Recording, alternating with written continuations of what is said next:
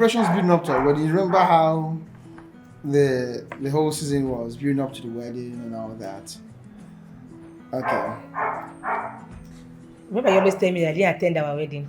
Yes, now you're not now. You're all busy with... How can I not be in the wedding? You were not. You were too busy with arrangement, preparations, all the stuff. Now, I almost had all the ideas figured out. So we're just marshalling things one after the other. Okay, let me show you. I want to show you something. Let me show you something. Look at. This is actually our wedding program. Yes, our wedding program. The wedding card was like this. Our wedding program. I took this from my mother. My mother keeps things very well. Oh. Last time I went to August 2021. That's when I took this wedding card. So I actually did designs myself, everything. Then pre-wedding photoshoots were not very popular. We managed to take. And I had a problem with the dinner wedding thing. Our wedding was in the night. I remember telling my mom I was going to wed in the night, and then she was like, "Which one is the wedding now, Bali?" Oh, wedding do too, so. That's in Igbo language. It's a secret cult wedding. But he was firm. He knew what he wanted, and turned out very, very beautiful and colorful. Exactly. March 10th. The theme of the wedding was actually our love story. Was it through the years or our love story? Our love story. Our love story. Okay. That's nice quote inside the program. Pressure makes diamonds much harder than stone, and they only get finer as each day goes on. Blah blah blah blah. We held our hands and swept away. Right. I was a lover boy, shy. Love that year. Love Nebun Kamaya that time, man. It was against the boom. Lover boy. Okay. Still very interesting. I remember you baked the cakes for the wedding and everything. Oh yes, I used to be good baker back then. Bakist, not baker. Bakist, really. I made all the cakes. Like we had cakes on all the tables.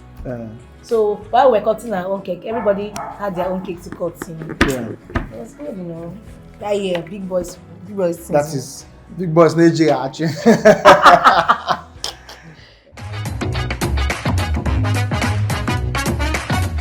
I was in Lagos. I was doing very well as a single lady. I didn't want to come down to Asaba. I remember I was going to remain in Lagos and do my thing, and then higher purchase marriage. You logging half in Lagos.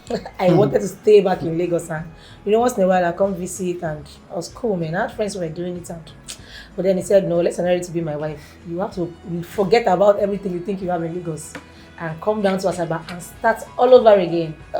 It was a very difficult one for me. I had a school in Lagos when I was single, yes. And I graduated like 8 sets. It was a skill acquisition center. We had different classes. I had teachers that was paying as much as 40K there. Like 10, 12, 13 years ago, We had different classes. 8 sets graduated from the school, and I was doing very well. So it was difficult for me to come here and start all over again. Remember, he kept saying you are coolers. And you can, anywhere you go to. I've always been a consultant all my life. And then it was hard. But that's the truth, Business is not in a location, as it were. What makes a business the entrepreneur is in you. You can always reproduce that anywhere you go to. It can be challenging, but that's the truth. You can it was very challenging. Always reproduce it. Because I started from the scratch. I started from ground zero.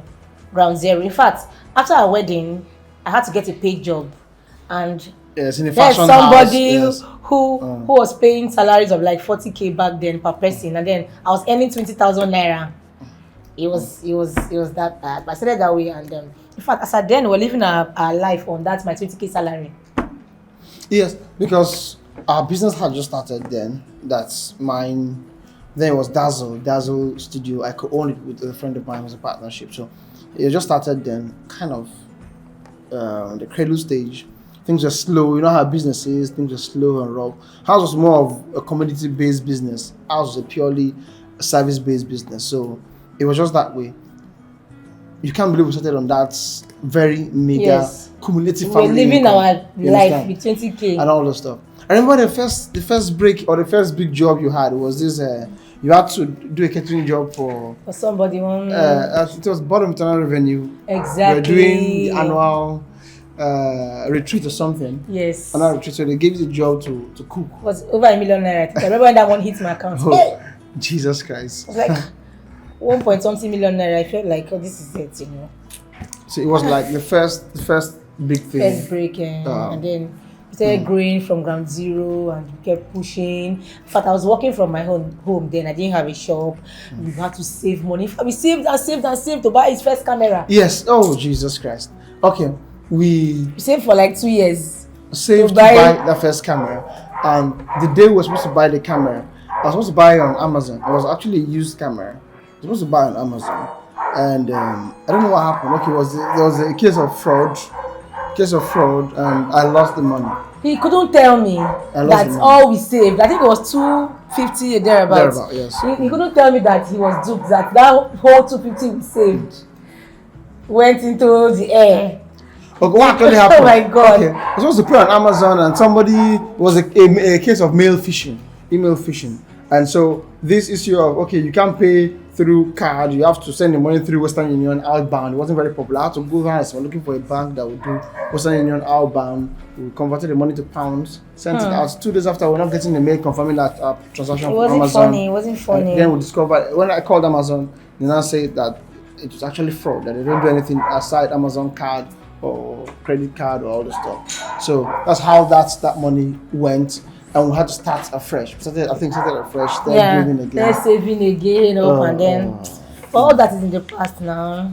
God has been faithful, we're growing. We're no longer where we used to be.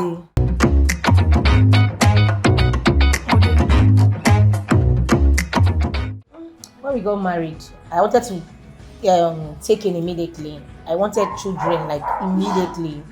But he wanted to wait for a while. Of course, because we come from a family where you were just you and your sister.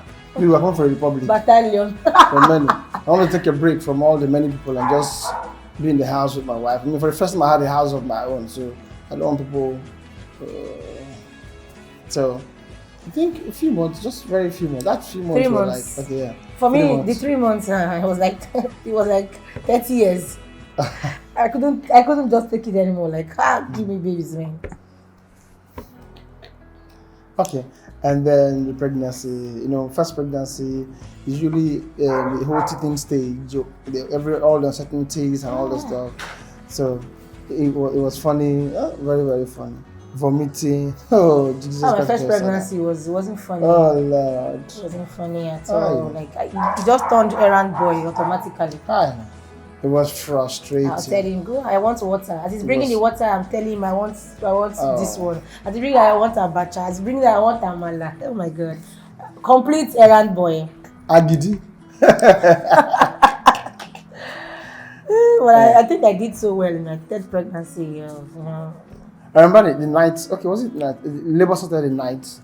Oh yes, night. Okay, prior to that time, I had a couple of false labor.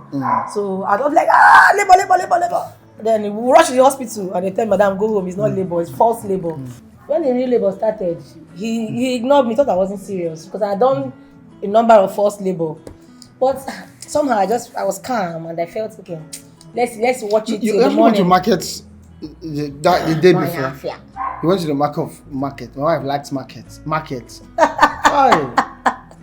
Why Sunday? Okay, so she went to the market the day before. So with the whole activity at the market and all the stuff. So when she came back at about 6, 7, labor started gradually, but she just kept on doing things, household chores, all the stuff. So it graduated all through the night till about, I think it became serious in our eyes at about 5 a.m. Yes. So we walked. We were living in Bonsac then. We walked. It was like, I think, was it 1 kilometer thereabout? I'm not very accurate with distance. 10-15 minutes walk. Yes. So we walked to the hospital because at that time we were told that you have to be physically active prior to if you're in labor, so to help the progression or the progress. So we walked from the house to the hospital. It was just dawn, so we were just taking it easy. When the cramps came, she would pause. I was very good at it, man. And you did well with that. I did well. I remember my mom always say, "Don't cry, don't shout. If you cry with the first pregnancy, you keep crying all through all your children. You'll be crying and shouting." So I told myself, I'm not gonna cry, and I didn't cry. I didn't shout. I was just, I was telling myself, My husband at some point said, my wife is not talking again because I'm sanguine. I talk. Oh man, I'm the life of the party. I'm the noise maker. Even when I'm sick, I talk. But he saw his wife not talking. Like I wasn't talking at all. I was doing sign language. So I said, "The doctor, my wife is not talking. My wife is not talking." Well, but But that labor lasted for a long time. From that 6 it wasn't a.m. long. No, I It don't. wasn't Okay. long. For him, it was long. From 6 a.m. and she eventually gave birth at about 5 p.m. Yeah. 5 Okay. p.m. So what was I doing? Okay, I was laying photo book. Okay, that was another problem. As a photographer, she expected our photo album to be ready, but I mean, 1 year after our wedding, it wasn't ready. We were doing other things. So that was what I did to keep myself company while the whole labor thing was going on. So I was my Can you laptop. imagine? I was in labor and I told him if my photo book is not ready, I won't give birth to this child. So I actually came Then to he the went hospital. home, carried his laptop, Laptop, in front of sat me. down there. He was this I was photo book will be ready. laying the photo book. So I think that's what I did that helped me go through the whole uncertainty or the boredom of watching labor progress. I do. Then at some point he was saying, "You are pushing with your throat." No, that's when you actually went into push now. You do I said, that's how to push now. You bed down. As if I'm Molan before. And I still be okay. Okay. But I mean, it was interesting. Then Leah came about 5 p.m. It was a feeling of being a father for the first time. Oh yes, oh yes. So I remember. Yeah. You know, my husband carried me almost throughout the night. Yes. Almost throughout the night. At some point I tell him, can you just sit down? Can you just sleep? Can you just, I don't know if to call it excitement. It's not I was excited. somebody that really expresses. But then I saw this young he man carried being the a child almost all through the night, standing and Yeah, it was cool. Then, I mean, the birth of our first child, Leah, was the beginning of a whole new journey. Leah's put us through a whole lot of roller coaster. It was a wild ride. We were young, of course, very inexperienced. Leah was a special kind of child. Leah was a handful. I mean, Leah was drama. He would cry at odd hours. He would put up shows. He would run to the hospital. oh my god. Oh my god. I remember one night about 2 a.m. we had to rush him to the hospital. He was crying. He refused to sleep. We rushed him to the hospital. We didn't have a car, so we had to walk. Then the same distance we walked when we were going to have him, we walked to the hospital. Once we got to the hospital gate, the boy slept off. we called the doctor is our friend. We called him. We called him. He came to the hospital that night. I mean, Leah was asleep. We're looking like two fools. People said this boy was manifesting all kinds. I remember one day he fell from the bed and just had small. Immediately I rushed him to the hospital. Doctor said, "Madam, carry this boy back. Oh, can I just take this boy back home?" For there was time I called my mother-in-law one night. My son is hot. It's really. She said, "Is that why you're calling me? Because he's hot. Go and give him paracetamol." And I know first children are usually the experiment. I just have to experiment and learn all the lessons. And but we're good now. I have 3 sons now. And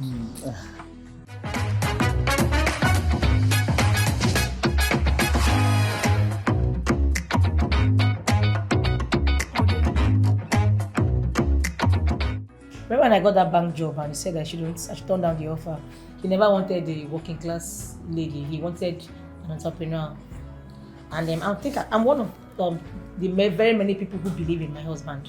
I believe in him. I am his #1 fan. He knows.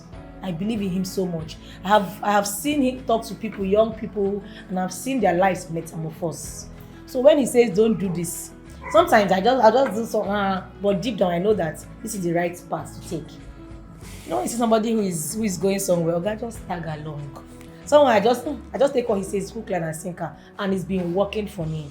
It's been working for us. He's a faith person. I remember, okay, let me just quickly chip this in. A day to our wedding, we didn't have any single drink, like no water, no malt, no wine, nothing liquid. And then I was all panicking. I was all, oh my God, tomorrow's our wedding. We don't have drink. There's no drink. And then he kept saying he's a very calm person. Very, very calm. I'm the one who's hyperactive. I'm the go-getter. I want to, He kept saying, Madam, just calm down. Maybe we have suits, we have wedding gown, we have pastor, we have ring. We will do that wedding. whether there's no drink or no drink. What do you want to do, you know? Evening to our wedding, around 6, 7 p.m., one man, Mr. Delivery called us on phone. Then he said, Pastor Lee, where are you? We told him we were around ABC Road. Immediately we hooked him up and then he opened the Hilux he was in. Every single drink we needed for that wedding was in that Hilux. Every single drink. Malt, wine, water, everything.